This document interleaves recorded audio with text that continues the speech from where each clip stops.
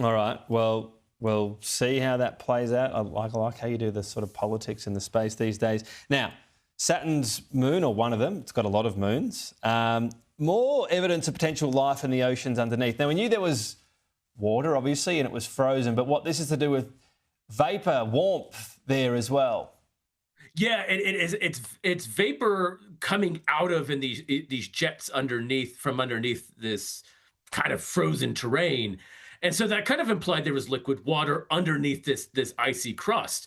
But what they have found, looking at old data from the Cassini probe, which went around Saturn of the moon Enceladus, is that there was organic compounds, so stuff that kind of makes up things like life, but a number of things, and it changed with time, right? So usually when you have a moon or a planet and stuff is released, it's fairly constant. You don't get a change in terms of volume and properties and molecular structure because, if hydrogen or water is emitted from a planet or a moon, it stays as hydrogen or helium or something. In this case, you have something that has changed during the process, and living things obviously change stuff. So, we breathe in oxygen, produce carbon dioxide, plants do the reverse. So, you have some sort of process changing molecules from underneath the ocean in these jets to out in space. And that obviously gets people excited because it's kind of this yet another pile of evidence that there may be something going on under the oceans of Enceladus, this moon of Saturn, and further calls to say, look, let's have a dedicated mission to go and check out this moon. And what, a manned mission or just a craft? Because I'm assuming it would take a bit too much time to get there and back, right?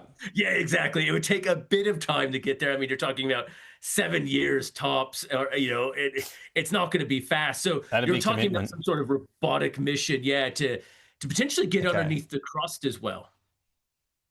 The other thing that blew me away reading this is it's described as this spacecraft's 20-year mission. So does that mean while it's going around, that there's a team, or maybe someone's been on it the whole time for 20 years, just looking at the data that it comes in each day, analysing it?